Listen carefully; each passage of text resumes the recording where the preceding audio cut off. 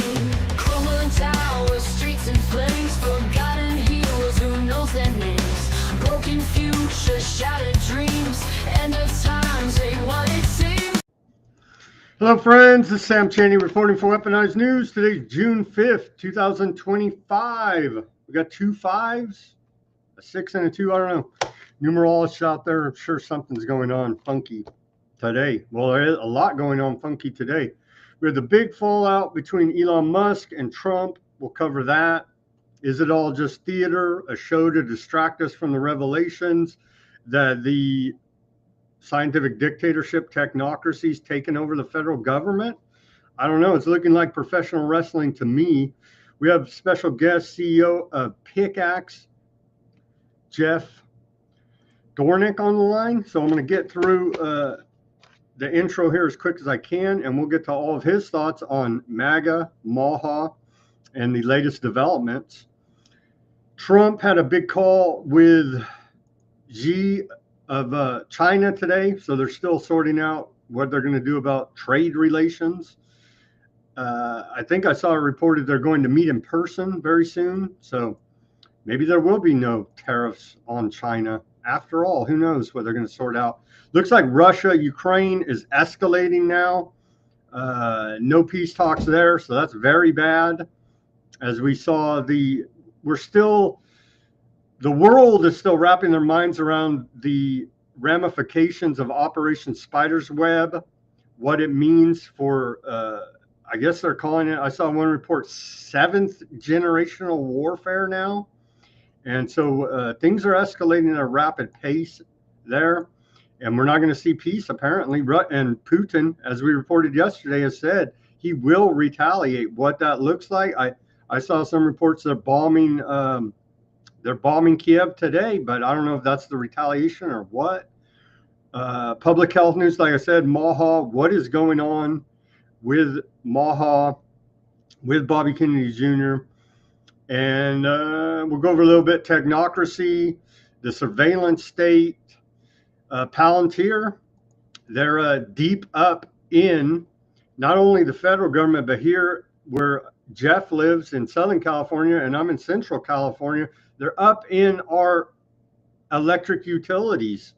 They're literally our utilities, both SoCal Edison and PG&E are running Foundry Palantir software.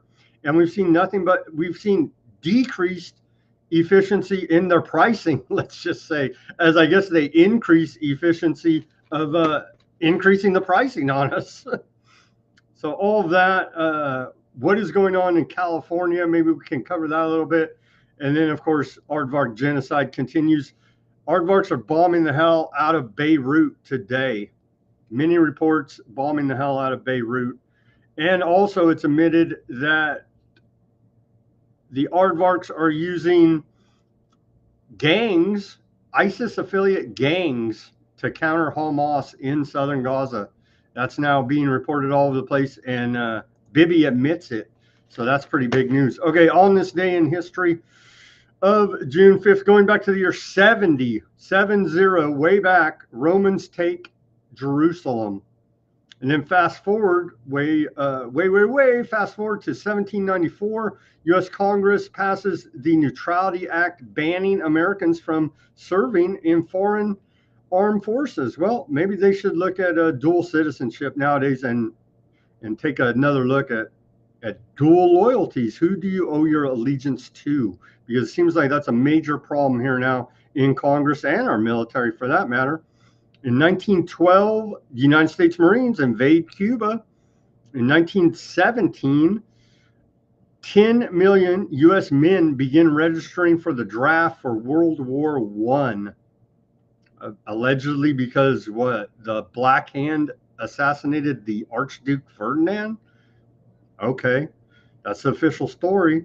In 1937, Henry Ford initiates a 32-hour work week for his workers at the Ford factory there in Detroit.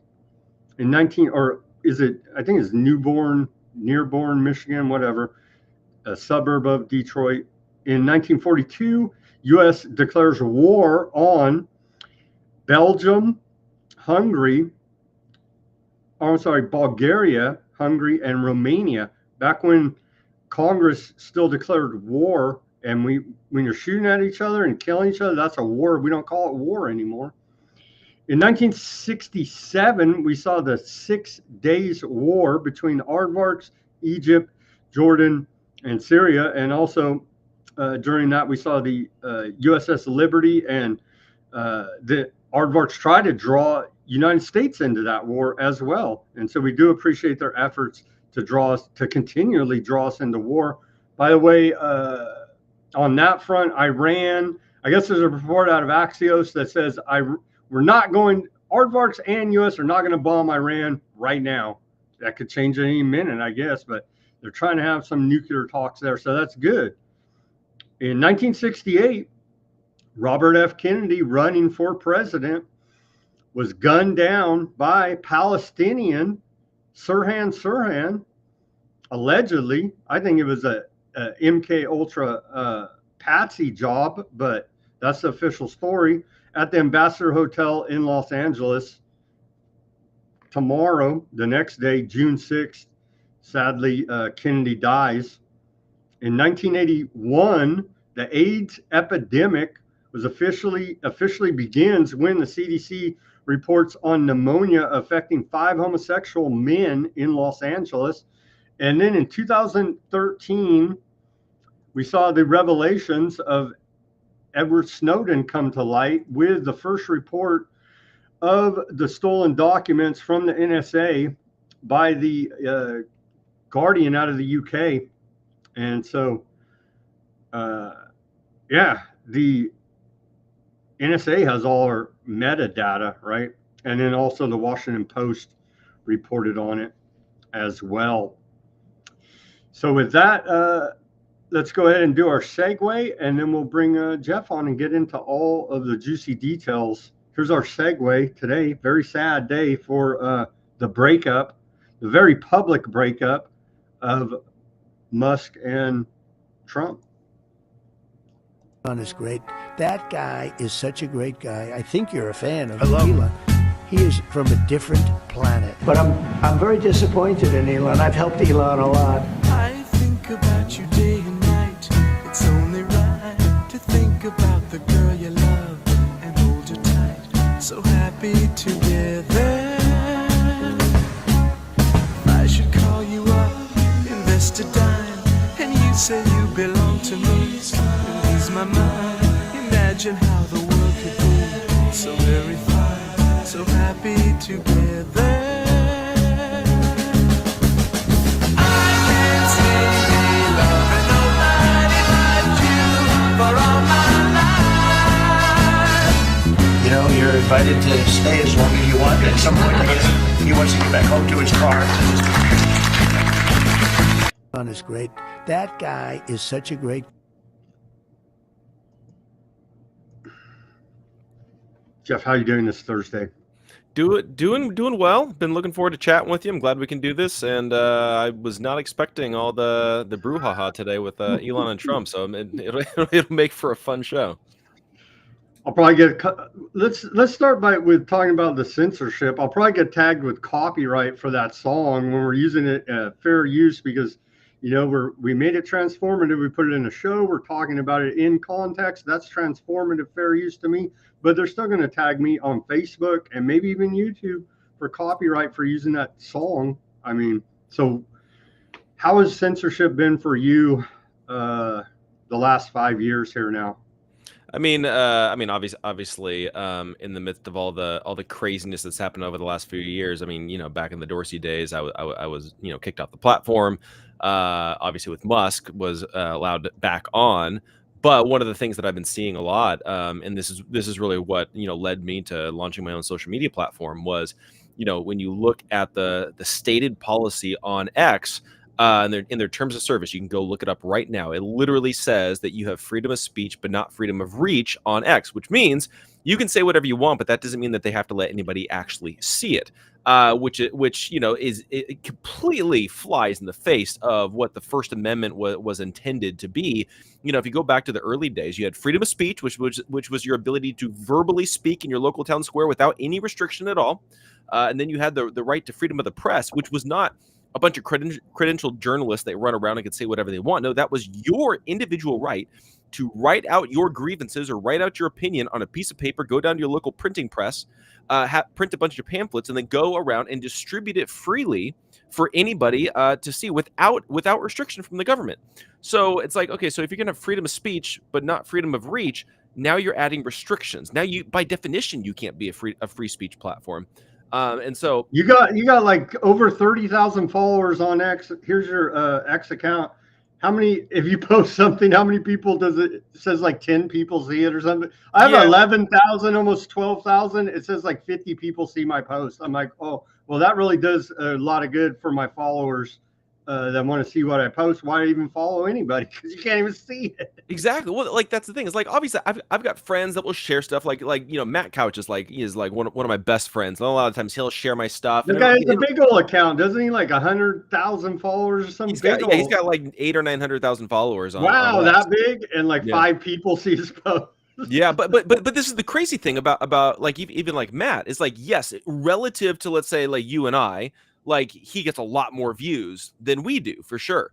But compared to how many followers he actually has, it's actually very minuscule. There's like 1 or 2%, right? Compared, if that. And like that's the thing about this is that for people like Matt or even you and I, we earned our following, which whatever that number is. And then all of a sudden, the gatekeepers on these social media platforms believe that they should get in between us and our followers that we earned and basically decide what percentage of your followers should be allowed to see any one single post. A lot of times they cap it off at 1 to 3%, depending on the social media platform.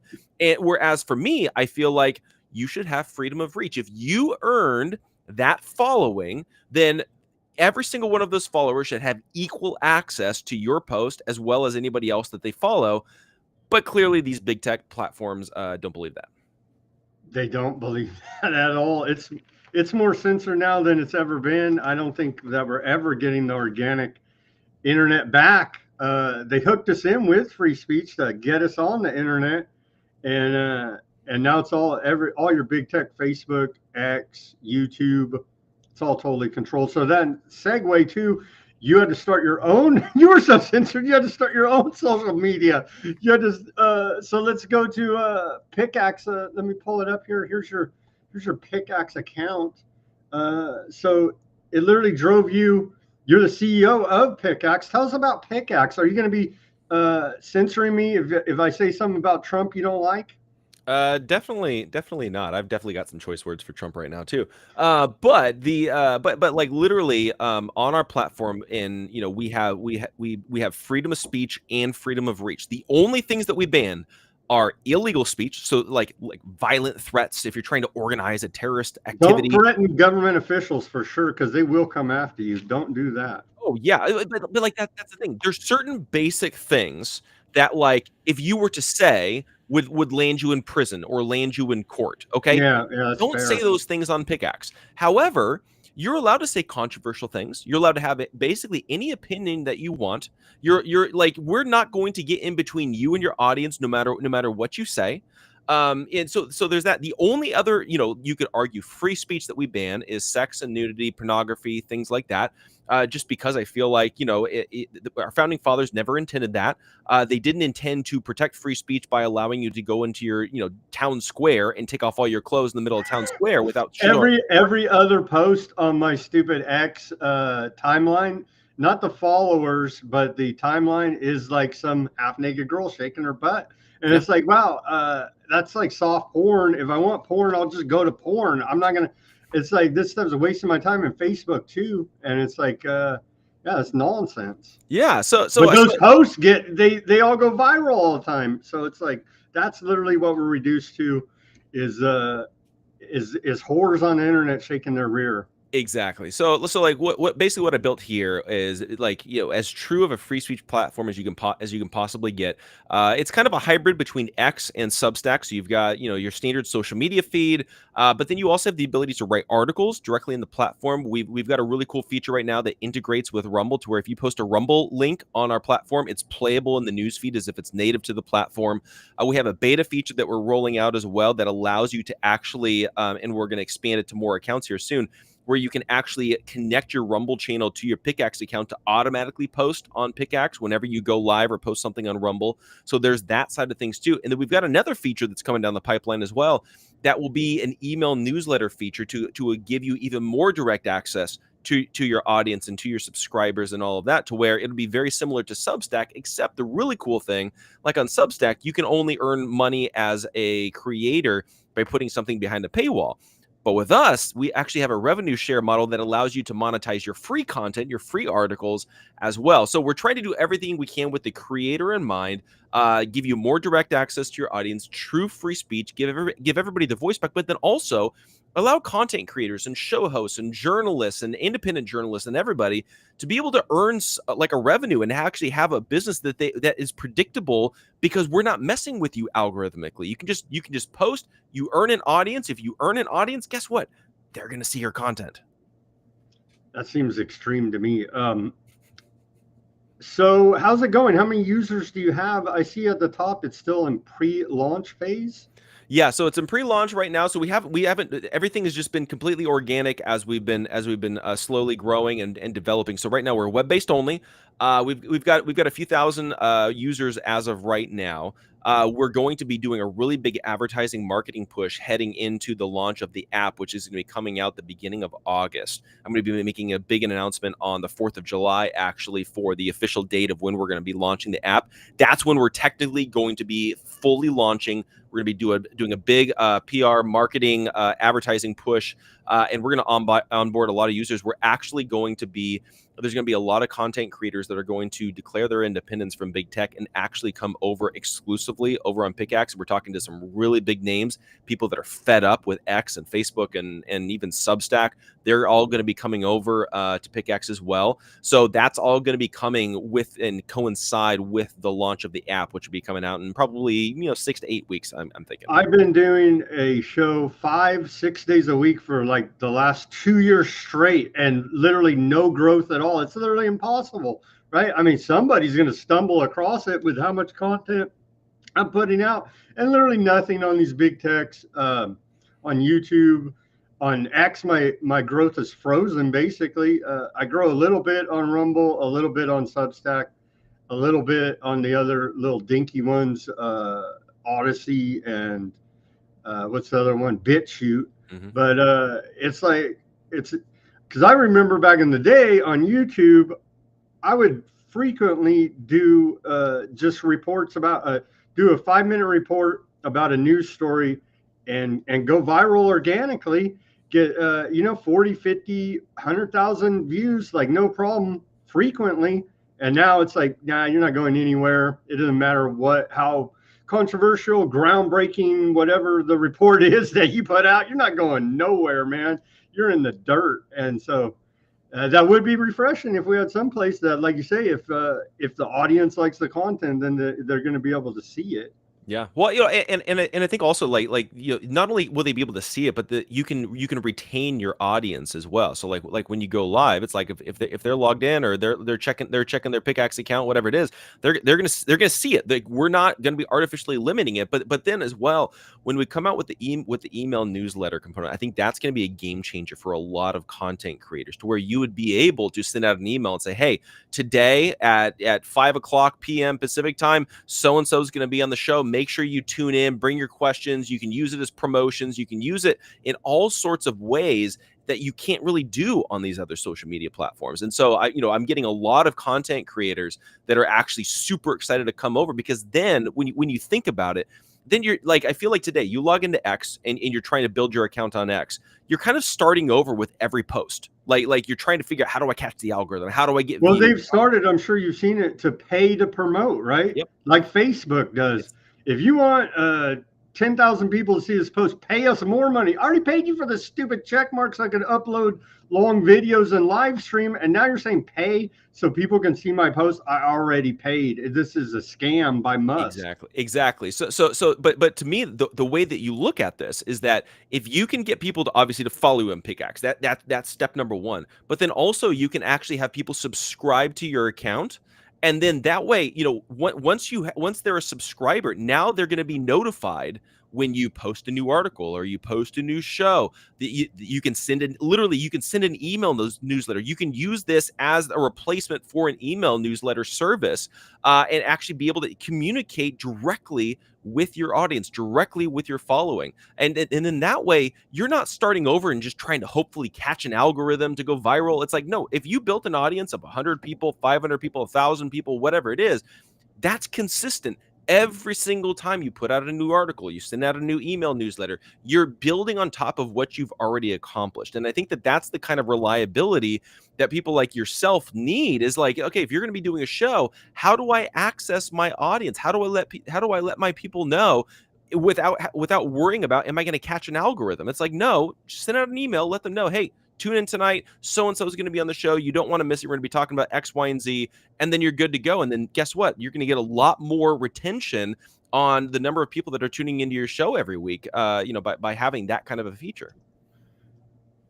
How can people sign up right now? Yep, you can go to pickaxe.com and sign up. It's web-based right now, but you have full access to all of our features right now. I highly encourage you guys as well to get verified on the platform, and here's why: is because that's our way of weeding out the bots and the trolls and the bot farms and all that kind of stuff. And I'm trying to make a very human-centered platform. And so by being verified, you'll actually be able to trend. You'll be able to be more visible, be recommended, in the sidebar and all that kind of stuff. So get on there. Get verified. You'll get your blue check mark, and guess what? It's free. You don't have to pay me like you do with Elon Musk and all that. But then that way, it's like then okay, when I'm talking to somebody, they are who they say they are, and you're not dealing with all these anonymous trolls that hide behind fake accounts. They stir up drama and all this craziness, and it's just like, no, let's just be humans. Let's just be people. Let's talk together. They're using it for social engineering. Like here, we can look right now, live time. I put out the promo for our show that we're doing right now. 204, it tells me views. I got almost 12,000 followers, and you retweeted it, and it's like you got 30,000, and wasn't that good of them? 204 people saw the promo for the show. Yeah, I think I pissed somebody off over there at X, probably when I started a competitor. That probably doesn't help. All right, everybody go to Pickaxe, get in there early and get verified and show that you're a real person. And then you're not going to sell our, they already have it. Never mind. I was saying you're not going to sell our data to the NSA, are you? No, I think Casey Means already has all your biometric data with levels. So. I think they already have it. Okay, go over to Pickaxe right now. Get in early, start your account, and build your audience over there, and have real life interactions. Okay, let's get on to the news. That's great news, Jeff. We appreciate your efforts out there. You're in Southern California, right? Yep, out here in Orange County. Awesome. What do we make of this? Is this fake or real? The Musk-Trump feud. Musk basically called Trump a child molester, a human trafficker, saying that the reason that they won't. Well, here, let me pull up the exact. The exact post on X by Musk. He says, "Time to drop the really big bomb." Donald Trump, he added him, his big X account there, is in the Epstein files. That is the real reason they have not been made public. Have a nice day, Donald J. Trump. So he's basically calling him a child molester, a child trafficker.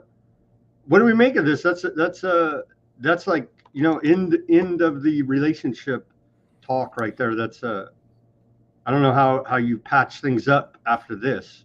No, I mean, this is my thing, is that this whole situation stemmed in my opinion, based upon everything that I'm seeing and reading and all that, stems out of a policy fight over the big beautiful bill. That to me, that's all of this stems from that. Like, you go back and you trace this. That's what they want us to believe, but I believe it's just distraction from the revelations of the national security state, surveillance state coming out about Palantir and others that are have taken over essentially the federal government.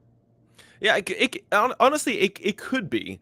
You know, I think that, you know, it's one of those things where I'm definitely open to exploring a lot of those kinds of things, and it's definitely entirely possible.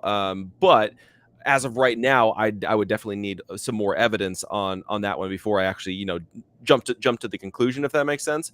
But I think specifically with this issue, I think it really gets down to the heart of the matter on how are we handling things as a country in regards to, let's say, even like the spending bill, even the big beautiful bill that's happening, because really what they're pushing through, this is one of the biggest reasons why 20 trillion they say over the next 10 years it's going to add to the national debt. Yeah, it's absolutely insane. But even worse is the clause about AI. Did you see the clause about AI? 10 years, no state regulations on AI. Yeah.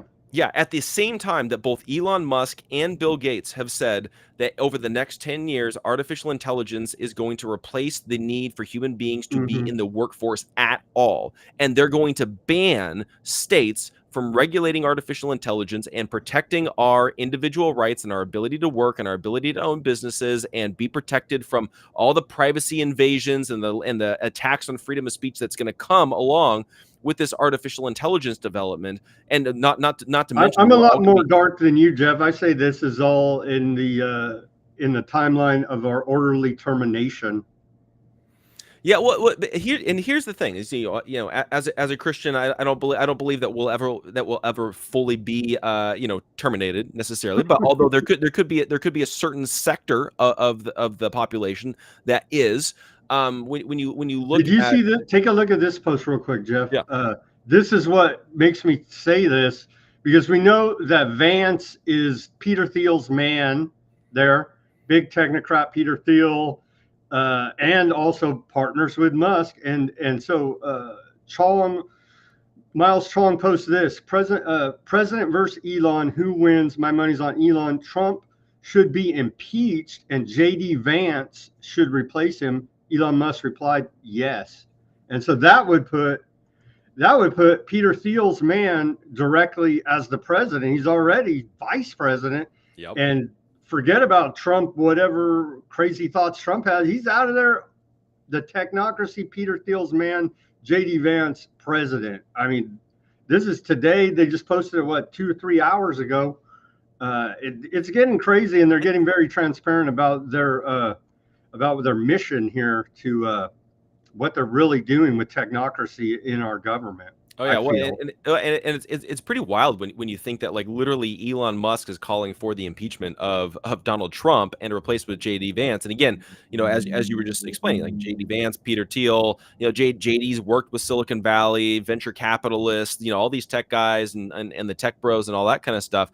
And then you've also got AI that's being launched in everywhere. I mean, Doge was implementing AI. You've got HHS now coming out with their versions of AI. AI is being, you know, placed everywhere. And it's not just for data collection, not even just for like data collection or data analysis, but for actual decision-making processes and skipping human trials and for FDA trials and, you know, actually making decisions. And what was it called? I forgot the name even. The HHS just announced 2-3 days ago they're launching their AI system to speed up the scientific research process. They say that's scary. It needs to be slow.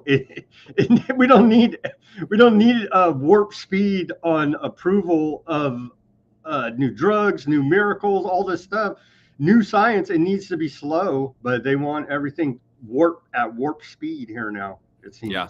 Well, and so then even like with that, it's like everything is just going to be a theoretical study. It's not going to be a real life study. We have no long-term safety data for us. Yeah, it's just going to be theoretical, and we all know that whoever codes the AI, you know, can control the outcome of it, and we all know how corrupt HHS is, and FDA and the CDC and the NIH. They work in cahoots with big pharma. So if they're going to have the coders that are coding the very things that are going to do the synthesized tests on these new products, all of a sudden you're like, well, they're just going to make it all seem completely hunky-dory, and there's no problems, there's no long-term stuff until we actually physically get through the testing. Then we see the ramifications of it. They had, what the heck's the name of it? I think it's called Elsa. Elsa, there you go. They announced Elsa. They should just let it go. There you go. Yeah, let it go. Let it go. Well, Elon Musk lost a lot of money today with the fallout. Tesla loses $152 billion in market cap after Musk spat with Trump, biggest hit ever, and his net worth. Elon Musk's net worth down $34 billion today, according to Bloomberg. Imagine losing $34 billion in like less than a day, less than 24 hours. That's just so insane. Yeah. Well, but think about it. And this is my biggest criticism of this whole thing. Again, if it's all playing out as it's playing out ahead of us, is that Trump is using the federal government and contracts and weaponizing it against a private citizen. When you think about it, a private citizen, and again, barring the different theories about what could really be going on, or if it's a facade or a show or theater or whatever it is. But when you just take it at face value, you have Elon Musk that is critical of the big beautiful bill, rightly so, in my opinion. And then what ends up happening is that in retaliation, contracts with the federal government are shut down because of free speech. That's weaponizing the federal government against Elon Musk's First Amendment rights to be critical of a bill. Trump is acting like the fascist that the left-wingers, Democrats said he was. He's acting exactly like that, a tyrant. Yeah, I mean, you like this is not constitutional. This is not a conservative value. He is using the force of the federal government to basically to punish Elon Musk's free speech rights in order to criticize and say that, look, here's the thing. Jeff, think of this real quick. Oh, it was reported, I reported on it, over, like, they're saying like 50% of Teslas have been vandalized since left-wingers went crazy targeting, because they're mad at Musk for being with Trump and MAGA and all this and Doge. Now think of it, it's mostly left-wingers, Democrats, whatever you want to call them, doing vandalism on Teslas, who are probably majority Democrats because they bought the stupid electric car, battery-powered car, thinking they're doing right by the environment. And now they have to flip back and say, sorry, neighbor, for vandalizing your Tesla. Now Musk is good guy again because he had a falling out with Trump. Think of the insanity of all this, and we're seeing it play out in the real world. It's wild. It's wild when you think about it from that perspective, how much all of this is flip-flopping. But to me, this goes to a deeper problem and a deeper issue, is this kind of team sport mentality and us versus them. And I think people end up identifying with different people, and then they're kind of playing follow the leader when you actually think about it. It's like you have like even right now today with this whole Elon Musk and Donald Trump feud, you've got people that are picking sides based upon their loyalties, not based upon the principles, not based upon the arguments or what the substance. It's, you have the Trump Who's my favorite celebrity? That's it. It's celebrity culture. So what is the state of MAGA right now? It looks like bad to me, real bad. I mean, you've got the diehard, sycophants, that are out there. You've got the cat turds and the Gunther Eaglemans and the, whoever it is that are out there that are just going to say whatever they want about, to support Trump. They don't care, but the ends justify the means. It's shilling for the government at this point. Like, I've been talking about it. I'm like, MAGA, do you realize you were anti-establishment against the government with your alleged anti-establishment candidate Trump? Now he's in the government. Now when you're pro-Trump, you're pro the government, that same establishment that you were just against 6 months ago. Could you imagine? Now think about this. Could you imagine if Elon Musk had criticized Joe Biden, and then Joe Biden canceled the SpaceX contract that was under contract with the federal government in retaliation to the criticism that Elon Musk gave to Joe Biden. These very same people that are defending They'd Trump be losing their mind. Yeah. losing their minds. There would probably be lawsuits. There'd probably be investigations by Congress and the whole deal. But Trump does it, and all of a sudden it's like, oh my gosh, this is normal behavior. Like, But see, Jeff, isn't this how the tyranny of government, the left, right, we get one guy in there, we know that he can't do it, so then we bring in the right wing guy, and we know that his side, we're not going to get no pushback because it's their guy. And so isn't this what we see? You go all the way back to Obama, right? George Bush, with all his wars and all his nonsense, pissed off the whole country, and everybody threw their hands up, even some Republicans, and said, we're done with George Bush. And then here comes a breath of fresh air. Obama saying all the right things with good rhetoric. He's going to straighten everything out. And then he gets 8 years to get away with whatever he wants. And the Democrats and left are silent. And it's like they use the left, right, and because they're war gaming it up there. And they're saying, hey, we know that our Democrat can't get this through, but a Republican could. And it feels like we just keep going down this path of tyranny, taking away more of our rights, turning the screws on us. That's why I'm just like, I'm done with government. It's all the government, and it's all bad. Yeah, I'm literally at the point right now where I was just texting a couple of my friends, and I'm like, I'm legitimately thinking, like, I think it's time. I don't think there's a political solution because Congress is so corrupt. It's like repeal the 86 Act, Congress, repeal the Federal Reserve Act, repeal this tyranny that you guys put on us instead of playing all these games, and they refuse to do it. And they don't even read the bills that are put forth to them. They're always on vacation. And it's like, why do we, and allegedly, according to the official story, they're supposed to be our elected representatives in a self-government system, a Republican system, not the Republican Party, but a Republican system is how allegedly our constitutional republic representative democracy works. It doesn't work anything like that at all, according to high school civics class. Yeah. Oh yeah. Not at all. And that's where it's like, we need people in there that will actually do that kind of a thing, and that's one of the reasons why it's like, you got like one or two guys that maybe they're on our side. They got good rhetoric, but they know they got cover too. You got like Massey, Rand Paul, and like, two guys, one in the Senate, one in the House, that maybe have good rhetoric for freedom and liberty and this kind of stuff. And it's like one, and they got one vote. What, Massey's the only Republican that voted against the big beautiful bill, right? Yep. Yeah. So he knows he has political cover to do that, even though he's being called out to be primaried by Trump and all this. But even if he was 100% for it, he knows he can vote against it. He has political cover. It don't make a difference. And he can say, I'm the one guy that stood up against it. You know what I mean? So it's just.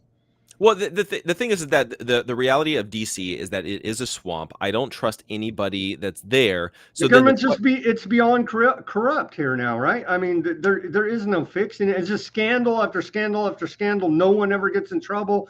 All the wrongdoings, all the crimes, all the stealing, and literally no one ever gets in trouble.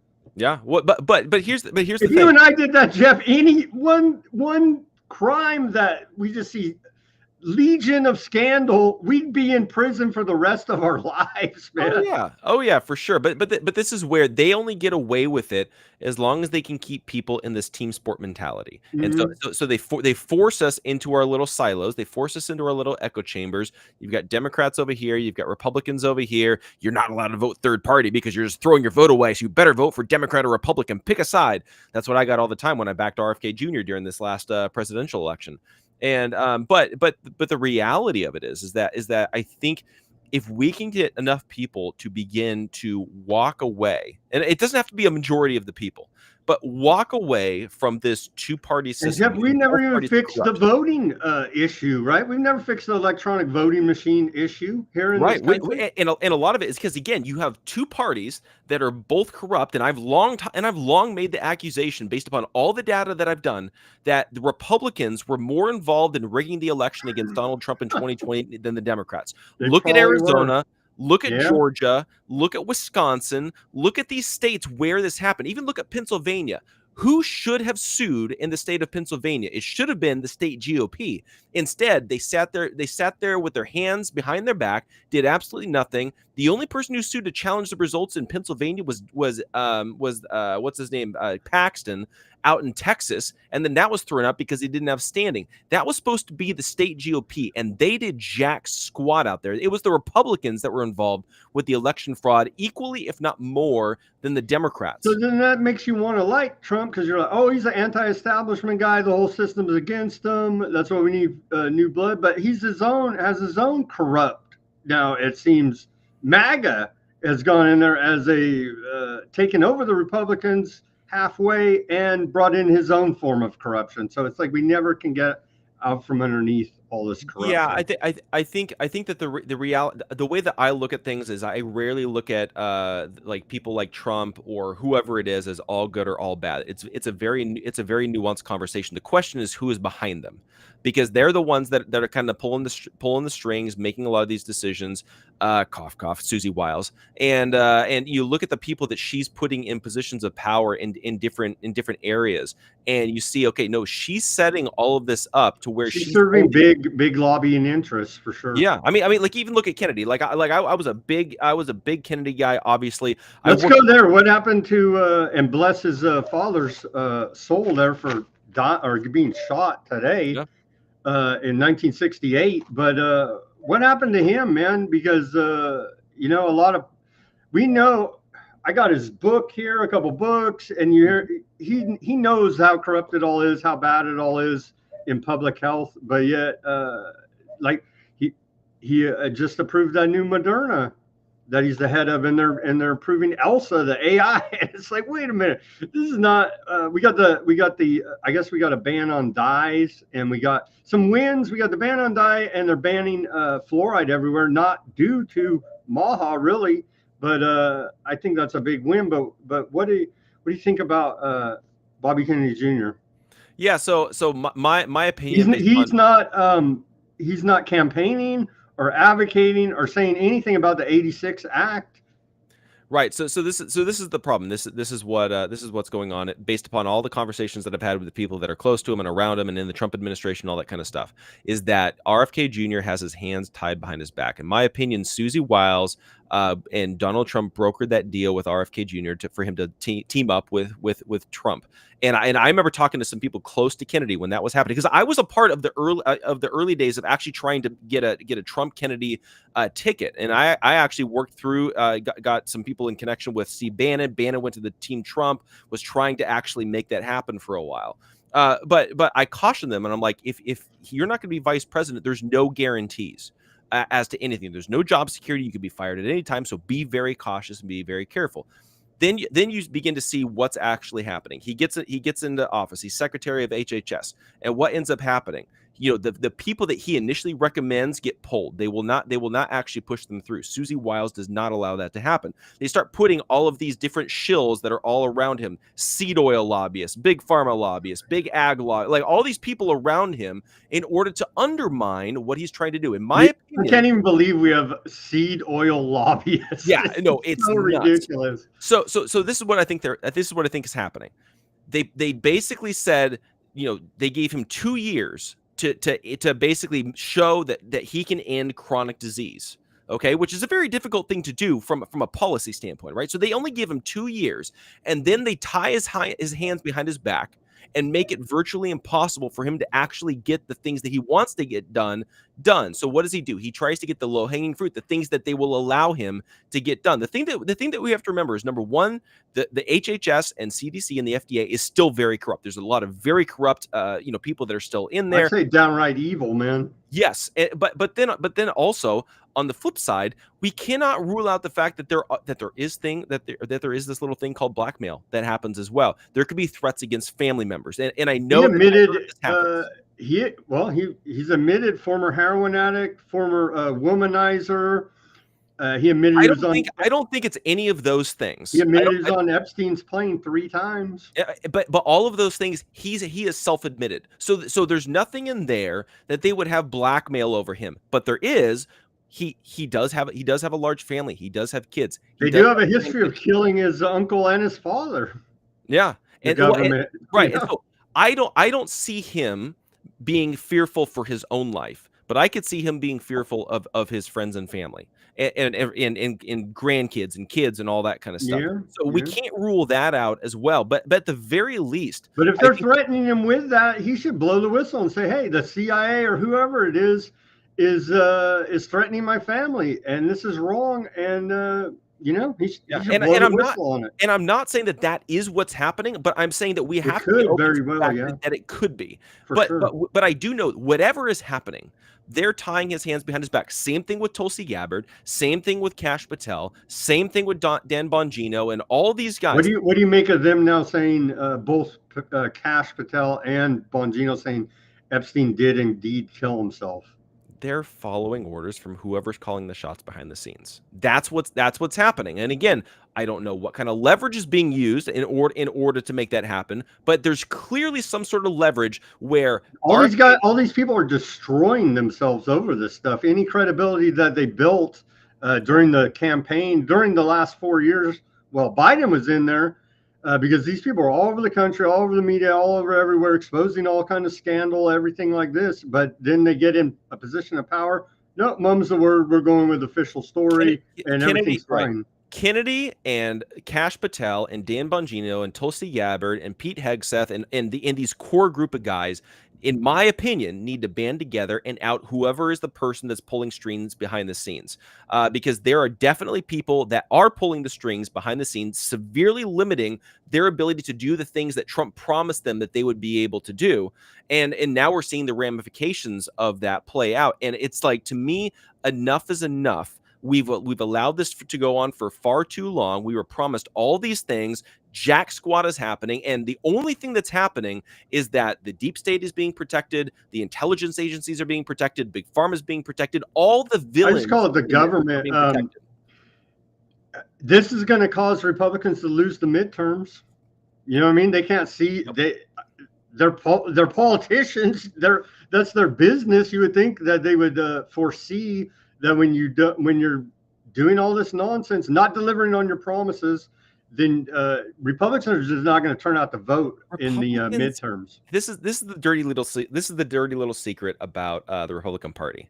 The Republican Party makes more money when they're the opposition party than when they're in charge. And I know that for a fact because out here in California we had the recall election of Gavin Newsom. Yeah. And I was trying to organize some rallies around the state. And I had this really cool idea. I'm like, and I got commitments from people. Like I was going to bring in I forget what his name is, the Trump impersonator out of New York, and Mini AOC wanted to be a part of it. And so I was going to try to set up like a debate between Mini AOC and the Trump impersonator on stage. We'll do this big fun, get out the vote rally and all that kind of stuff. And I talked to virtually every single local GOP out here. And they all told me the same thing. Sorry, we're not getting involved. And I had one that told me off the record that that they were told by Kevin McCarthy, do not spend any money on this recall. You can give lip service. You can come out and say, oh yeah, get out the vote.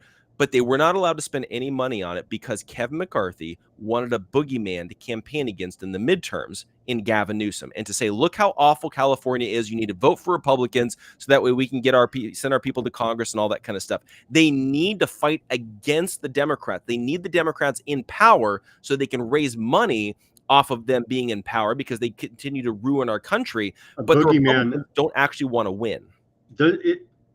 That goes back to, it's all political theater. It's Harlem Globetrotters versus Washington Generals.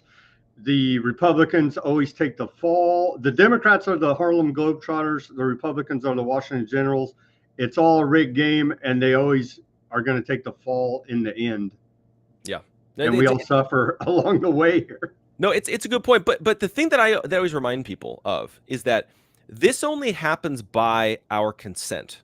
Really, realistically, this happens by our consent, because as we, the people, as a collective group of Americans, we're allowing this political theater to play out ahead of us. Like the thing is that, and to prove this case, the fact that they continue to have to push propaganda on us to convince us that what we're seeing happening right in front of us isn't what's really happening. Like, the fact that they have to do this is evidence that they have to have us buy into the lie in order for them to hold on to power, because they know that the dirty little secret that if we the people woke up, if we the people actually fulfilled our constitutional rights and we actually made our voice heard and we actually got the right candidates and realized that we don't have to play this two-party game, that we don't have to play along with this establishment shill program that the Republicans and the Democrats have in their farm system and how they select candidates and all that kind of stuff. If we actually fulfilled our constitutional responsibilities and we actually made our voice heard properly, legally, and constitutionally, they would not be in power. But the only reason why they're in power and they're able to get away with all this insanity is because we consent, because we're too lazy to actually do anything. We're not going to show up. You know how difficult it is to get people to show up to a protest or a rally, let alone actually running for office and actually, taking on the system? It's like, no, we'd rather sit back on Twitter and complain and post our tweets that aren't getting seen anywhere because the algorithms suck, and then go about our day and say, I did my civic duty, I posted on Twitter. That's not how this is supposed to work. That's one of the reasons why, even kind of bringing it back to what I'm trying to do with Pickaxe, is that I'm trying to bridge the gap between this online social media world and the in-person world. And so we're going to actually be doing some events. I want to do a big tour, get people plugged in with other people in their local communities, with the right kind of organizations of actual activism, and get people to actually walk away from this two-party system, walk away from this idea that you have to do what these higher-ups tell you. No, they're supposed to be doing what you tell them, not the other way around. But we need people to wake up to this reality, as opposed to right now they just consume, and then tweet about it, and then act as if they've done their civil duty. It's entertaining. The Democrats posted this: kill the bill and release the Epstein files. I mean, I mean, this is the thing. I've long said, I don't care who is on the Epstein files. Release the flipping files. Same thing. The JFK files are supposed to be released. They gave us a big haystack with no needle. The MLK files were supposed to be released. The RFK files were supposed to be released. The 9/11 files were supposed to be released. We need not just the Epstein. Everybody keeps talking about the Epstein list, like the flight logs. I could care less about that. You know what I want to know? That's already been published on the internet for a long time. You know what I want is I want the files showing that our that the FBI seized when they raided the place. The FBI seized. They raided his island. They raided his New York mansion. They raided his New Mexico ranch. They got a lot of information out of those raids. Where is all that at? Yeah, exactly. But I want the files showing that our intelligence agencies were using Epstein to blackmail world leaders. Like, that's the real scandal. It's not the fact that there's a bunch of whatever word I'm going to use, you guys know what I'm talking about. Ridiculous people that are going down there doing awful, horrific things to kids. Like, that obviously that's a horrific crime. But what makes it worse is that Epstein was doing it on behalf of the federal government. That's the real crime that nobody in the government wants to talk about. Those are the files that we need. I don't need the flight logs. What I need is showing FBI agents and CIA agents and our own intelligence agencies using this guy to blackmail world leaders to basically implement their policy around the world. That's the real crime in this whole thing that nobody is talking about. Yeah, I don't know. It makes me wonder why Musk brought that out. It seems like Musk is mad. I don't know. More theater. I don't know. Again, taking it all at face value. If I was Elon Musk and I went in and I gave what do you give, hundreds of millions of dollars to try to get Trump 200 million, something like this. And then you step away from your job and running your businesses. That's $34 billion today over this whole thing. That's and then you go in and you find hundreds of billions of dollars of fraud and waste and contracts that there shouldn't be, and then all of a sudden they push this bill through that doesn't cut any of the spending that you exposed. It continually refunds all the spending that you were supposedly cut. And then Trump backs this bill, this big, beautiful bill that does the exact opposite of Doge. And I would be frustrated if I was Elon Musk, where I'd be like, why did I do all this? Why did I spend so much money? Why did I give all of my effort to actually getting in there and investigating this, get the team in there, train them, get in there, investigate, expose all the fraud, and then you're going to pull this kind of crap, and then you go to the president and you go to Mike Johnson with your concerns about this bill, and they poo-poo you off and act like, oh, this is what you have to do in order to save the country or whatever it is. I would be pissed off too, because what did I just sacrifice for? What did I just do? It was all for nothing. And this is where I had Anna Matson on my show. Well, they did. It wasn't for nothing, because they did implement Palantir. Now Foundry operating system now controls Department of Homeland Security and ICE. Yeah. But like I was talking with Anna Matson on my show earlier today, where we were talking about how I was listening to some of that show before this. Yeah, and so but we were talking about how it's like, that she feels that Kennedy was actually just used in order to get votes for Trump, and then put in there in order and not to actually get anything done, but they're setting him up to fail. And I feel like kind of the same thing happened with Elon. They used Elon to get the votes that they need, and they're like, oh yeah, go do your Doge thing, go expose all this, and then they're like, oh yeah, we're not actually going to follow through with this. Screw you, Elon. We're going to take away your contract. Screw you. Like, what is going on here? That's absurd. I would be pissed off too if I was Elon. Again, if this isn't just all political theater and this is all orchestrated, I would be pissed off too. Sure, for sure. Okay, you said you got an hour. Can you do a little bit longer? I can do a few minutes over. Okay, let's get to Palantir then. Did you know, and I just learned this by going to Palantir website, who is your electricity provider? Is it Southern California Edison? Yeah, it's Edison. Did you know Palantir, they're running Palantir Foundry software? Why am I not surprised? And so they have a monopoly here, because you got two choices in California. I guess there's little rinky-dink local, like Sacramento has their own, and I think a few other municipalities have their own. But in the large majority, you got Southern California Edison and PG&E running a duopoly of supplying energy here in California. And you go to Palantir website and check this out. PG&E, Southern California Edison are both running Palantir Foundry software. Yep.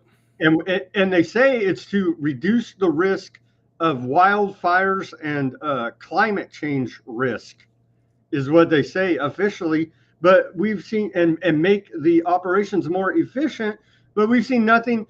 PG&E, I haven't looked up Southern California, because PG&E is my power provider. In the last 5 years, Jeff, rates have increased 60% using the efficiency software of Foundry from Palantir. You know what I mean? It's insane, right? Yeah. But this is another one of my concerns with the Trump administration right now is that everything is about data. Data. They're collecting data. That's what Palantir's about. That's what Stargate's about. That's what Casey Means with her background, and Callie Means with their background. It's all about data collection with all of these guys. Even Elon Musk getting in there with Doge was a big, massive data collection. Connecting. They told us that the federal government agencies are information silos, and in some way that was keeping us more safe than streamlining it all. So now they got a one dashboard, blah blah blah blah, everything, your social, your bank account, your social media history, everything they ever wanted to know about you on one dashboard. Click a button, and then we can now target you for termination as an enemy of the state. Well, here's an interesting theory that I heard from somebody who's a cybersecurity expert, is that shortly after Doge went in, and according to reports, they were like going in with like their computers and just like plugging into the servers, which is wildly illegal. You're not with no firewalls, no protection, no whatever it is. You're opening yourself up to being hacked and getting access to all this data and all that kind of stuff. So you remember how everybody all the conservatives were getting swatted for all that time, and so I was talking with a cybersecurity expert, and they were telling me that they're like, the fact that they were able to get all of those people's addresses, names, and not just for them, but then their family members and extended family, and this was like a coordinated attack. That all that kind of information, to have it on that widespread of a level, would have had to have come from a government database. And it happened right after Doge started getting in there and getting access to things and kind of being all willy-nilly with data and protection and servers and all that kind of stuff. And so the plausible theory that I was told by a cybersecurity expert was that all those swatting events were actually caused by, whether directly or indirectly, by Doge and in getting their access and centralizing all the data into one place. And that's sloppy a big with problem. their security, right? Yeah. And so that's a big problem when you centralize all the information and all the data into one place, as opposed to decentralizing it, where you have to go over to DMV for this, and you have to go to HHS for this, you have to go over here for this. You put it all in one place. It may be easier for our government to spy on you, but do we really want to make that easier? But also on the flip side, it makes it much easier for hackers and sinister, villains to get in there and get access to the wrong kind of information much easier. They never think about that side of it. It's just about efficiency. Oh man, what do you make in our little time left? What do you make of Russia Ukraine? It's looking. U.S. denies any responsibility. They're saying, I was reading reports. They're calling it 7th generation warfare. This Operation Spider's Web that Ukraine just launched, taking out a third of Russian bombers. What do you think of this? To me, it signals no end to the war anytime soon. There. No, I don't. I don't see any end. As long as Zelensky can keep getting money to funnel and embezzle, I mean, they're just going to keep this thing going. I mean, here's the thing. I've often said that I don't like Russia. I don't like Ukraine. I think they're both villains, and let's just let the villains fight each other. Like, let's just. That's another pick a side issue, right? I talk about that a lot too. I say they're all bad. Both sides are killing each other. It's bad. Stop killing each other, man. Yeah, I mean, like for me, I'm just like, let's just not get involved with another war. Can we just do that? And also too, it's like, no matter which country you're talking about, why do we as a country have to go to China, borrow money with interest to give to them? Like, why can't they go to China and borrow the money? Why do we have to borrow it and then funnel it over to them? It makes absolutely no logical sense. And then also on top of that, do we really think that Russia couldn't end the war tomorrow? Like they don't have the military strength and actually to conquer Ukraine. No, both sides are dragging this on, probably for their own reasons, and that's totally fine. But it's not like this is actually like tiny little Ukraine is fighting off the entire Russian military. No, it's all for show. And I'm sure each side has a different motivation for doing that. And my opinion on the whole thing is, keep America out. We're not in a position to get involved with anything. We're in massive debt. We shouldn't be borrowing money to fight your war or help you fight your war. You should go to the EU. Let them take care of you. They're your neighbors. We don't need you, except we do have to protect our Ukrainian biolabs and and all of our imports and all that kind of stuff. So there's some interest there, but it's like, come on, like this whole thing is just absolutely ridiculous. Well, we do have interest now. They're signing the rare earth minerals deal with Ukraine. So now we put ourselves smack dab in the middle of it. And Trump says he said today, oh, by the way, Merz, the old chancellor of Germany, visited the White House today. And they asked Trump at the press conference that they gave, and he said that he is with Ukraine now because of the rare. He says, I'm with Ukraine. We just signed a big deal on rare earth. Yeah. So we go with the rare earth minerals, which will then force us to, when push comes to shove, we're going to have to fight on behalf of Ukraine against Russia. Think of it, a real attack by Russia on any U.S. interest, mining interest, whatever, that has to do with rare earth, or a fake false flag attack, however you want to do it, however you want to spin it, and then U.S. has to protect its interests, and we're in a war with Russia. Yep. We need to get out of all these foreign interests. Put America first. Figure out how we do have rare earth minerals here too. We do have that here. We could mine here, but we don't want to do that. We want to mine over there with those guys over there, which then puts us at risk with national security and the whole. It's like, guys, take a breath. Let's actually put America first. But instead, what we do is we try to play the globalists, even though we complain about the globalists, but then we try to pretend like we're going to be our own the nice globe. We're gonna be the nice globalists. We're gonna get over there and be very, very nice and kind, and we're gonna defend the small little guy against the David against the Goliath, and we're gonna get these rare earth minerals. Why don't we just become self-sufficient? That was what we were pitched. That was Trump's pitch to all of us. Let's pump all of our oil. Let's put America first. Let's stop relying on all these foreign countries. And then what do? We rely on foreign countries. How does any of this make any sense? Not for America First agenda, that's for sure. Nope. Okay, final story here. I'll let you go. What do you make of what they're doing in Aardvark land to the Palestinians? I've been calling it genocide a long time. They're genociding those people. They have our full support of the U.S. government. I believe it's genocide. Like I say, what do you make of this? Are they going? What are they going to do with the 2 million, probably less now, Palestinians that they want off of that land? Are they just going to kill them all, ethnically cleanse them, force them out? Like, what do you make? What do you make of the situation there? I don't know. It's a hard one because of how nuanced I feel like a lot of the conversations are around it. And a lot of people don't like having the nuanced conversations to where it's like, two things can be true at the same time. Mm-hmm. Like there can be like, I'm opposed to doing taking out civilians, but also on the flip side, I get the fact that the other side is hiding behind civilians. So I get both sides of it, and to which from my perspective, I kind of take the same approach that I do with Russia Ukraine is, can America just stay out of this for once? Like, do we have to get involved with everything? Do we have to give everybody all of our money? Do we have to borrow money from China in order to fund all these wars?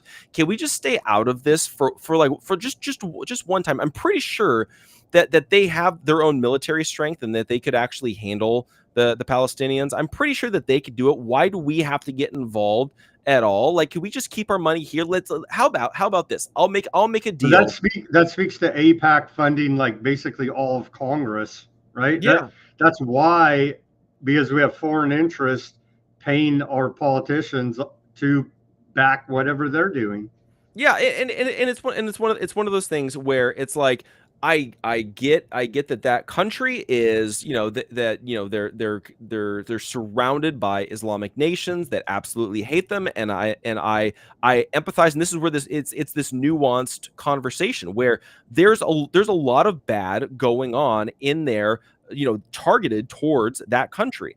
Also, on the flip side, I also oppose taking out civilians in mass, like what we've seen. I don't know if I would necessarily qualify it as genocide in the same way that I would like what we see happening in like Africa. That happens on a pretty regular basis. The Trump administration has bombed Somalia 31 times. Yeah. Nobody notices. Nobody cares. We're right. bombing the hell out of Somalia. No declaration of war. Not a peep out of Congress. 31 times we're bombing Somalia, and he ran off in a peace candidate. We bombed Yemen like 170 times or something. The Trump administration did. Yeah, it's like, can we just like not do this? Like that would be nice. Can we just get out? Can we just get out of these wars? Can we just like stop bombing people unless we actually legitimately have to defend ourselves? Like, I'm tired of all these offensive wars. I'm tired of us getting sucked into everybody else's beef with each other. We're still, Jeff, 9/11 was 25 years ago. We're still in the war on terror. Think of it. Yeah. No, it's true. And there's still some jihadi terrorists, they tell us, ISIS, Al-Qaeda, whatever the name of the week is, that we got to get on the other side of the world, or that guy's going to get us. Really? It's funny. So there's this the top show on my podcast network that I run, Maverick Podcasting Network, or it's one of our top shows, Two Mics, and Dr. Michael Scheuer is the one of the co-hosts. He's a former CIA guy, right? So his job. Are you ever former CIA? I've asked him that. It's what does he say about that? I've had some really interesting conversations with him and Colonel Mike, who's also involved in like intelligence and all that kind of stuff. But his job, so you get this, his job in the CIA was to track Osama bin Laden for Bill Clinton and George Bush and report back to them, here's where he is, here's what he's doing. Do you want me to take him out? And every time no, we're not gonna take him out. He's not bad. He's not what he's not. You know, we're just let him be. Just keep tabs on him, right? And he would go through all this, and then he's like, we literally had him in our sights.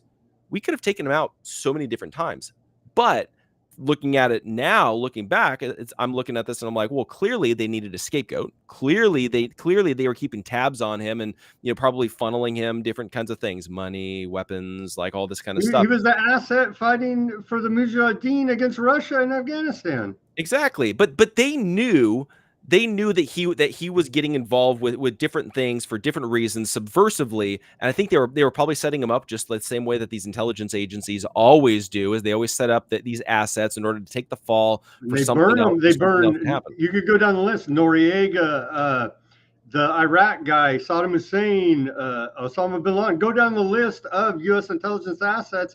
They use them up and then burn them. Yeah, and it's not to say that any of those guys are good guys. No, they're all bad. They're all bad guys.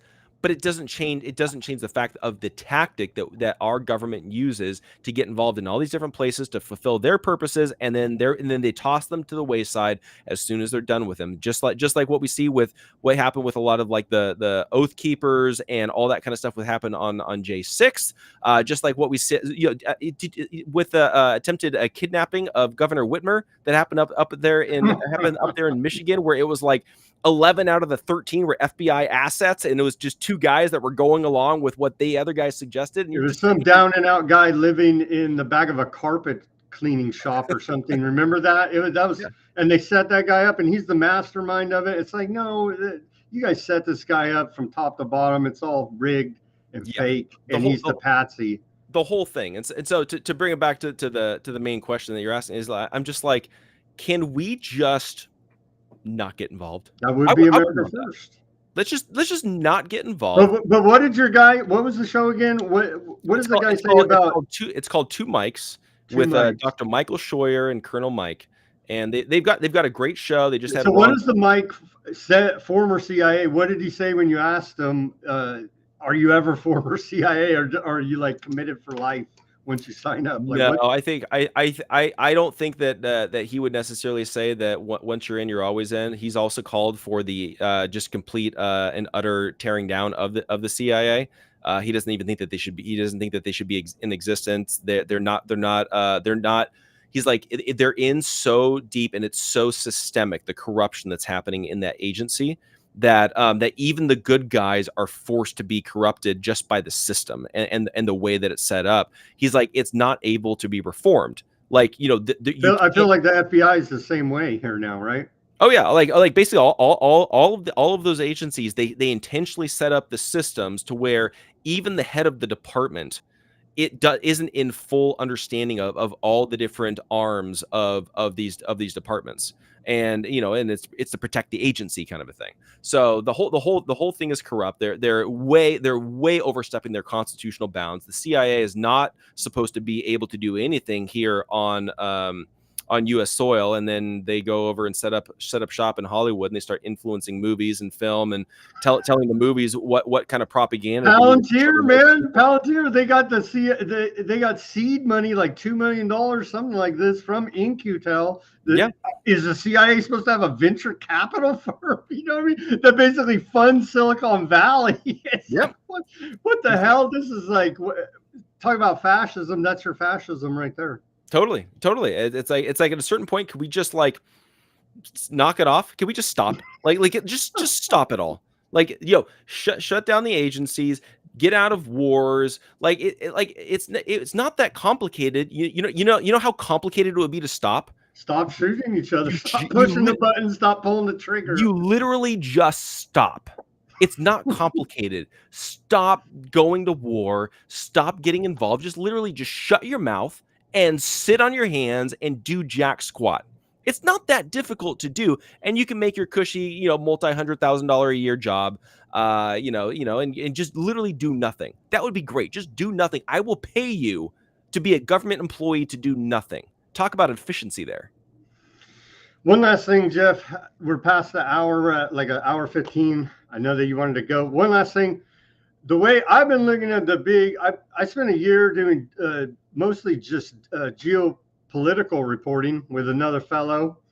And the way I'm seeing it is that all these governments at the very top level, we already have one world government, as we saw during the medical intervention, lockstep policy, public health policy. And it feels like we're doing a soft transition of power from the West to the East, China and Russia. And at the very top levels of it all, they're all working together in secret societies to transition power for furtherance of one world government agenda. Yeah. Oh yeah. No, it definitely seems like that's the direction. You know, you see China. They've infiltrated into almost every aspect of American society and Western society in general. What a lot of people don't realize is like they've practically taken over all of South America. They're all over Africa. They're getting all the you know, all the mining, all of the resources, all the ports are run by China. You know, Trump makes a big deal about Panama. It's like it's not just Panama. It's like all the ports. They run all the ports. Belt and Road Initiative. Yeah.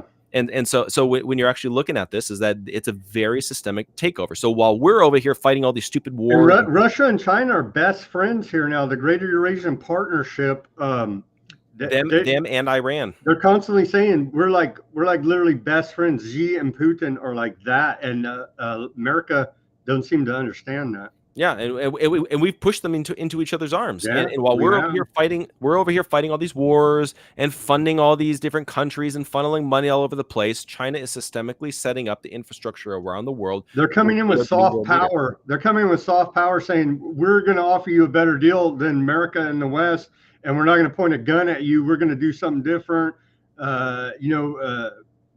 Relationship building.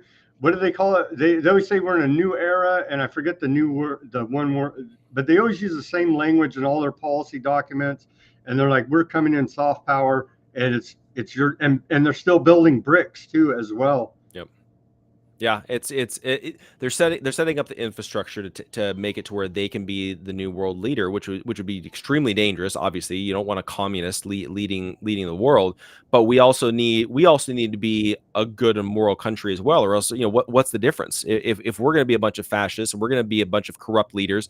What's the difference if we lead or China leaves? It's still corruption. And so it feels like since World War II, when we were the great liberator that defeated the Nazis, allegedly, right? That America has burned all that political capital around the world, and the rest of the world, like 85% of the world, is just like, we're sick of you, America, because you come in with your guns blazing, do what we say, or we kill you. And they're like, we're done with this kind of Well, I mean, we absorbed the Nazis in Operation Paperclip. They came over here, and it's really interesting because like when you go through and you watch, I've been going through it. I've been watching the Marvel series in chronological order of when it takes place, not when the movies came out, but the order of when it took place. And it's really interesting because you see a lot of narratives and you see a lot of parallels between real life and what's happening there. And if you actually look at that,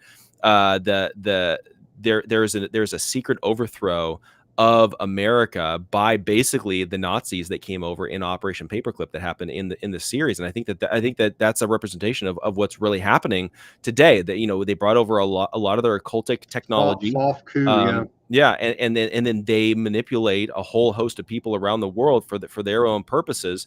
And you know, and so many people have no idea what's going on, and we wonder why we're so corrupted. We've been so corrupted since World War II. Well, maybe it's because we absorbed the Nazis into our own government. Maybe it's the Nazis' fault, and they never fully went away because guess what? We kept them alive. We didn't throw them in prison. We didn't give them the death penalty. We absorbed them into our country. It's like, yeah, you know what? You should help us with NASA. You should help us with this department and this science project and this thing and this thing.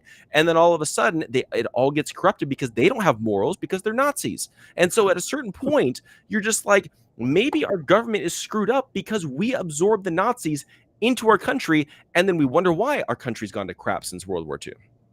But we love the mass formation psychosis that they were able to produce there. So, wow, yeah, it's pretty bad. This whole AI takeover thing is pretty concerning with the national security state. No one ever held accountable for anything. And it just feels like scandal after scandal after scandal, and no one ever gets in trouble in the government. And just spins our wheels around.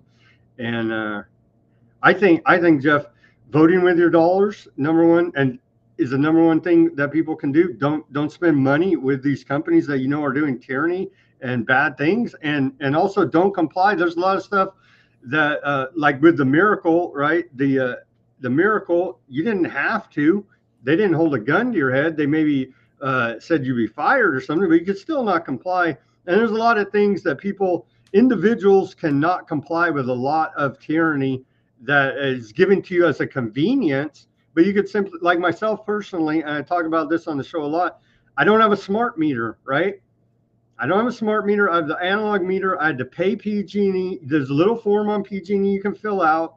They remove it. They make you pay like 10, 15 bucks for like 3 years to pay for the manual meter reader to come read the analog meter. But I don't have a smart meter. I'm not part of the smart grid. And so that's like one thing, but there's a lot of different things that individuals can do to not comply with all of this tyranny. Yeah. No, yeah. Like, you know, we're running with the tagline. I'm working on the marketing plan right now for Pickaxes. Declare your independence. Like, you know, not just from big tech, but from everything. From personal responsibility is what individuals need to do. And if everybody did that and didn't rely on the convenience and don't definitely never be dependent on government, then we'd see a whole different society. But America's fat, dumb, and stupid at this point. It's very sad, honestly, the majority out there. No, I totally agree. So the biggest thing that people can do is break away from the system, no matter what system it is, become self-reliant, figure out what your worldview is first, and then if you're going to vote or you're going to, you know, get involved or whatever it is, make sure that you're starting principles first, and then you vote accordingly, and you align with people accordingly. You don't start with party first, and then you adjust your principles to that. So you start principles, because that's what most people do. Start with your principles, figure out what I believe, what's my worldview, and then from there, that will dictate where you go from there. So that to me is the most important thing that people can do now. Awesome, Jeff. Thank you for your time. Let's plug Pickax one more time here. Yeah, definitely. Go over to Pickax, Pickax.com. Set up your account. You guys can you know, follow Sam over there as well. But make sure that you guys are doing that. Again, it's completely constitution protected, free speech, social media platform. You'll have freedom of speech and freedom of reach. It's web-based only, so go to the website right now. But we'll have the app coming out in probably end of July, beginning of August. I'm going to make a big announcement on the 4th of July with an official date, and we're going to be doing some really, really cool things. Some of your favorite people are already over there. Like, you know, we have Children's Health Defense. We've got Daily Clout, Naomi Wolf, Shannon Joy, Ann Vandersteel, J.R. Majewski, Matt Couch. The list goes on and on and on there. So make sure you guys do go check it out and follow your favorite creators over there. Awesome, Jeff. Thank you for your time today. As always, everybody do your own research. Peace, love, and liberty. Speak out and take action. Have a great rest of your Thursday evening. We'll see you back here tomorrow for more weaponized news.